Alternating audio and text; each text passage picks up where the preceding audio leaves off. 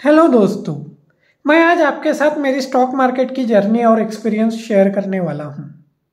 मैं stock market का कोई एक्सपर्ट नहीं हूँ, ना ही मैंने उसमें बहुत पैसा कमाया है, लेकिन मैं एक्सपीरियंस ज़रूर हूँ। मैंने स्टॉक मार्केट का अनुभव लिया है और इसलिए मैं जो भी बात करूँगा वो रियलिस्टिक रहेंगी और मेरी रियलिटी रहेगी और नए लोगों को इससे कुछ मदद हो सकती है, ऐसा मेरा मानना है।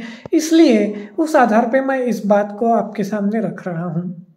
मैं सुयोधन देशमुख अपने इस सुयोधन देशमुख नामक यूट्यूब चैनल पे आपका स्वागत करता हूँ और आपसे गुजारिश करता हूँ कि कृपया आप मेरा ये चैनल लाइक और सब्सक्राइब करें। तो दोस्तों, जब मैंने स्टॉक मार्केट की जर्नी शुरू की, एक क्लास में मुझे स्टॉकिस्टिक के बारे में सिखाया गया और फिर मैं स्टॉकिस्टिक का इस्तेमाल करने लगा। स्टॉकिस्टिक ने जब सेल सिग्नल दिया तब मैं सेल करता था, जब स्टॉकिस्टिक बाय सिग्नल देता है तब मैं बाय करता था। उसमें मेरा एक दोस्त था प्रदीप सातव नाम का, जिसके पास कम से कम 2-4 बक्से भर के स्टॉक मार्केट की किताबें थी और ऐसा लगता था जैसे कि ये बंदा स्टॉक मार्केट में पीएचडी कर रहा है। तो उसके वजह से मुझे पाइवोट पॉइंट के बारे में पता चल गया। अब मैंने यूट्यूब पे एक स्ट्रैटेजी ढूंढी पाइवोट पॉइंट और स्टॉकिस्टिक को पकड़ के और उसको इस्तेमाल करने लगा। तो पहले मैंने थोड़े 4-4, 5-5 हज़ार के बड़े लॉसेस भी देखे हैं, कवर भी किए हैं पैसे, ऐसे भी नहीं, लेकिन लॉसेस तब ज़्यादा थे मेरे। अब मैंने ये स्ट्रैटेजी पकड़ ली। स्ट्रैटेजी पकड़ने के बाद क्या हुआ कि मैंने तय कर लिया कि मेरा लॉस 900 का रहेगा और प्रॉफिट कम से कम 1800 का रहेगा। मैं सिर्फ एक स्टॉक में ट्रेड करूंगा जिसका नाम था डाबर। 3 रुपए का मेरा स्टॉप लॉस रहता था और 6 रुपए का मेरा टारगेट रहता था। तो क्योंकि मेरा कैपिटल 20,000 था, रूल के हिसाब से 900 रुपये नहीं, मैंने सिर्फ 400 की रिस्क लेनी चाहिए, लेकिन मैंने सोचा कि कुछ 1000-2000 तो दिन के आने चाहिए। तो एक्चुअली ये थोड़ा गलत भी था, लेकिन मैंने डिसाइड किया था ठीक है। अब जब मैंने ये स्ट्रेटेजी इस्तेमाल करना शुरू किया तब मेरे पास कैंडल स्टिक का कोई नॉलेज नहीं था, सपोर्ट रेजिस्टेंस का कोई नॉलेज नहीं था और मैं ऐसे सोचता था कि मुझे कभी सपोर्ट रेजिस्टेंस या ट्रेंड लाइन ड्रॉ करते आएंगी ही नहीं, क्योंकि आंखों का प्रॉब्लम है मेरी। तो मैंने कभी कोशिश नहीं की, लेकिन फिर जब ट्रेडिंग आगे ही नहीं बढ़ रहा था तो मैंने आस्था को ज्वाइन करने का फैसला लिया, अवधूत साठे ट्रेडिंग एकेडमी। और वहाँ हमेशा क्लास करने के वजह से मजबूरन अब मैंने ट्रेंड लाइन और सपोर्ट ड्रॉ करने की कोशिश की। फिर भी कुछ बात नहीं बन रही थी। जब क्लास में सिखाया जाता था तब मुझे लैपटॉप पे कर्सर नहीं दिखता था, तो कौन से कैंडल की बात चल रही है, सपोर्ट रेजिस्टेंस कहाँ है, ये मेरे ध्यान में नहीं आता था और मैंने तब बात नहीं की किसी से। ये अगर मैं करता तो शायद कुछ बहुत हद तक प्रॉब्लम सॉल्व हो सकता था, लेकिन मुझे ये लगा कि ये मेरा ऐसा प्रॉब्लम है जो सिर्फ बताने से हल नहीं हो सकता। तो ये थोड़ी गलती थी, लेकिन ऐसा हुआ। फिर आस्था के 4 लेवल में से 2 लेवल मैंने कंप्लीट कर ली पापा तक और फिर मैंने रुकने का फैसला किया, क्योंकि अगर दिखेगा नहीं तो समझेगा कितना। और फिर मैं नेटबेट पे गया। नेटबेट का मेरा एक्सपीरियंस अच्छा था, पिछले वाला वो बहुत अच्छा प्रोडक्ट देते हैं, उनके कोर्सेस वेल डिसिप्लिन रहते हैं, इसलिए वहाँ पे मैंने स्टॉक मार्केट सीखने का फैसला किया और वहाँ मुझे राजेश सांगड़े सर मिले। Rajesh Sangde sir was a changing point in my life, ऐसा मैं मानता हूँ ट्रेडिंग जर्नी में, क्योंकि उनके वजह से क्या हुआ, उनकी सिखाने की जो मेथड थी वो इतनी आसान थी। ही वॉज वेरी वंडरफुल कि उनके वजह से मुझे चार्ट रीडिंग जो मुझे समझ में नहीं आ रहा था वो बहुत आसानी से समझ में आने लगा, ऐसा मुझे लगा। और उनके वजह से एक और बात हुई कि मैंने ट्रेडिंग व्यू की जगह अब ट्रेड टाइगर पे सपोर्ट रेजिस्टेंस ड्रॉ करने की कोशिश की, ट्रेड टाइगर का इस्तेमाल शुरू किया और इसके वजह से तो चीज़ें और आसान मेरे लिए हो गई। तो अब मैं चार्ट रीडिंग तो मेरे कुछ हद तक समझ में आने लग गई।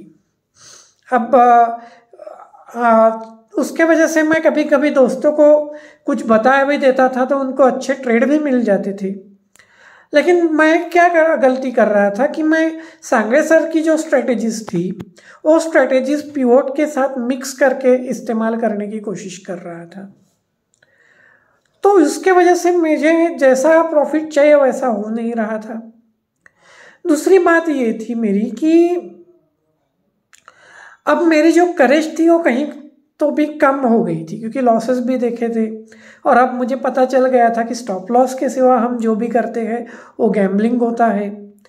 तो मैं स्टॉप लॉस बहुत जल्दी ले लेता था। तो ये सब मुझे खुद को एडजस्ट करने में वक्त लग रहा था। फिर मैंने पिवोट को बाजू में कर दिया और सपोर्ट रेजिस्टेंस जल्दी समझ में आए, इसलिए बॉलिंजर बैंड का इस्तेमाल शुरू कर दिया। मैंने स्क्वीज ब्रेकआउट भी ट्राई किया, OH-OL कैंडल की स्ट्रेटेजी भी ट्राई की, लेकिन वहाँ पे मुझे थोड़ा स्ट्रगल करना पड़ा क्योंकि दिखना उतना आसान नहीं था मेरे लिए। OH-OL कैंडल क्विक ढूंढो वगैरह वगैरह, ये आपके ध्यान में आएगा बाद में। फिर मैंने ये किया कि राजेश सांगरे सर की ही स्ट्रेटेजी लेकिन बॉलिंजर बैंड के मदद से इस्तेमाल करना शुरू किया और बैंक निफ्टी में ट्रेडिंग करने की कोशिश की, जिसमें मैं काफ़ी हद तक सफल रहा। लेकिन मुझे उस चीज़ को फिर से बैलेंस करते नहीं आया, क्योंकि ऑप्शन में जाने की वजह से क्या हुआ कि जब तुम्हारा लॉस होता है तब वो इतना जल्दी होता है कि तुम्हारे को रुकने को कभी कभी वक्त ही नहीं मिलता। वैसे मैं स्टॉप लॉस के सिवा कुछ करता ही नहीं था अभी, लेकिन फिर अब बड़ा प्रॉफिट भी मैंने देखा है उसमें 10-12 हज़ार का profit on the capital of 20,000 बहुत अच्छा हो गया। लेकिन फिर और बाकी भी काम थे, तो अभी मैं कंसिस्टेंटली ट्रेड नहीं कर रहा था और थोड़ा आप नोविस ट्रेडर की जैसी करेज होती है वैसे आपकी अभी नहीं रहती है। फिर हाल ही में मैंने करेंसी ट्राई करना शुरू कर दिया। अब उसमें मैंने प्रॉफिट भी बनाए लेकिन ओवर ट्रेडिंग किया।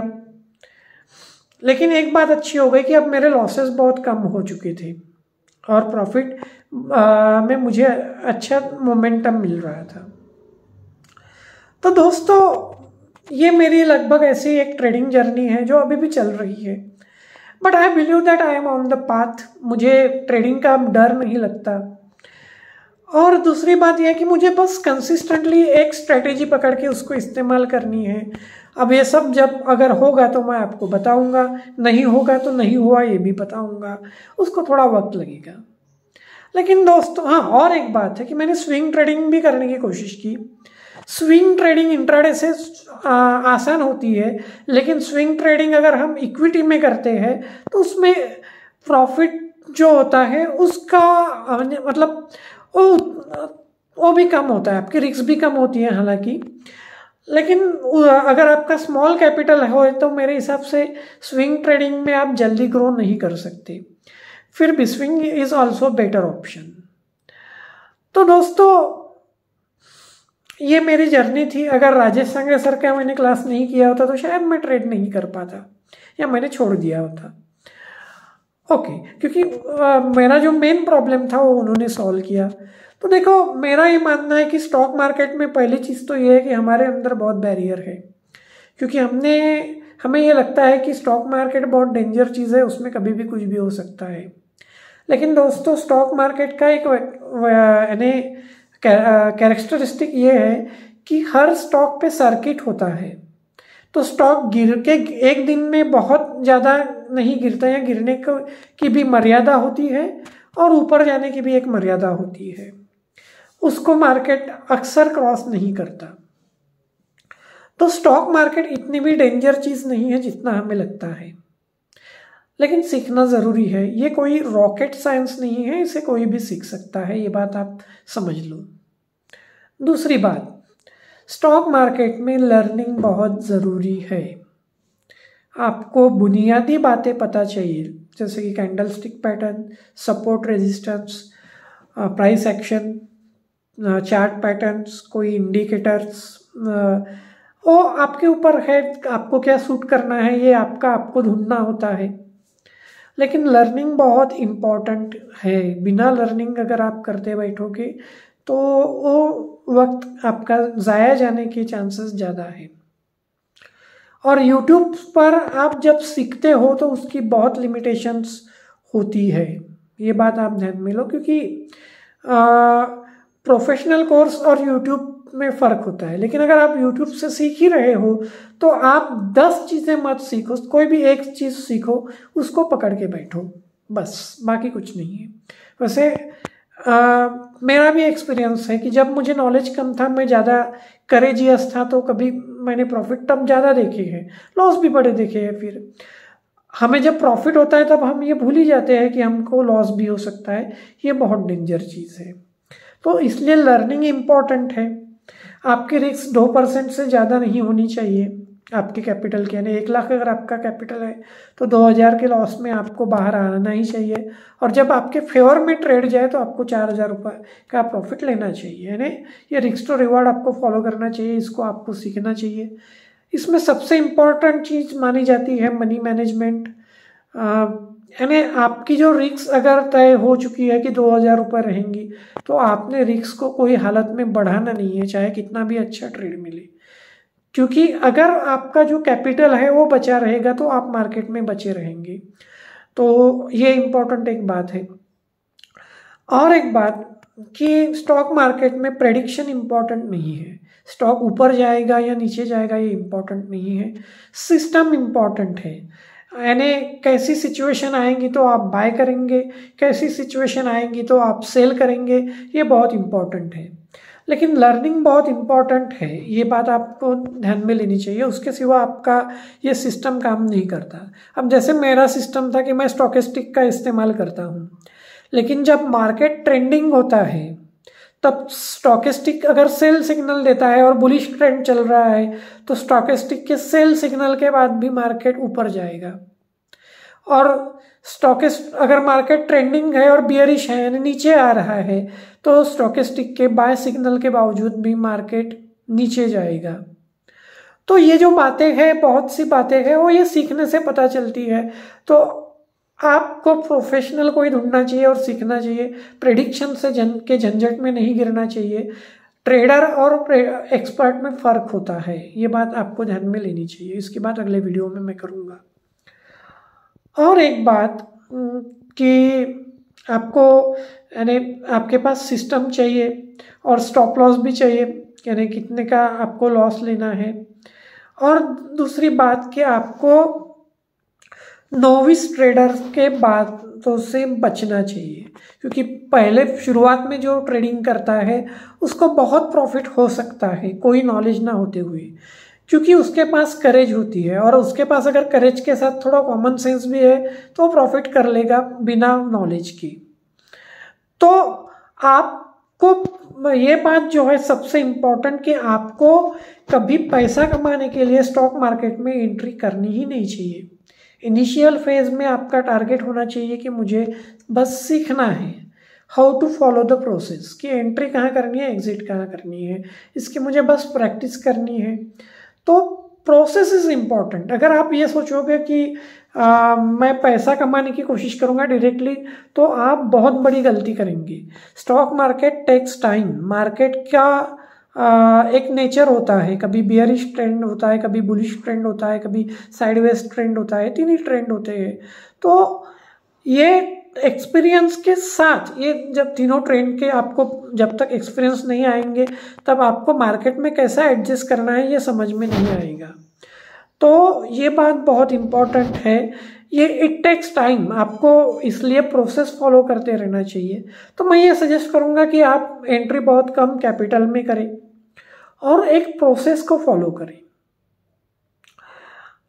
और जब उस प्रोसेस पे या उस सिस्टम पे आपको कॉन्फिडेंस बन जाए तब आप अपना कैपिटल बढ़ा सकते हो। और इसमें यानी बड़े लोग जो होते हैं वो स्टॉप लॉस तय करते हैं, टारगेट नहीं तय करते, ऐसा हमें राजेश सांगरे सर अक्सर बोलते हैं। क्योंकि दोनों चीज़ें, टारगेट कभी आपके हाथ में होता ही नहीं है। और याद रखना कि मार्केट क्या करेगा ये आप तय ही नहीं कर सकते। आप इतना ही तय कर सकते हो कि आपको बाहर कब निकलना है। और यही बात मैं कह रहा था जो थोड़ा मिस हो रही थी मेरे से, मैंने अभी याद किया, वो ये कि अगर आप कोई एक गुरु पकड़ते हो, जो गलती मैंने की, तो स्टिक विथ हिम। पहले तो उसको अच्छी तरह से टेस्ट कर लो, और उसके बाद अगर आपको उसकी बातें अच्छी लगी तो stick with him, stick with one person, one strategy, one approach, ऐसा जो कहते हैं। तो ये उतना ही सच है।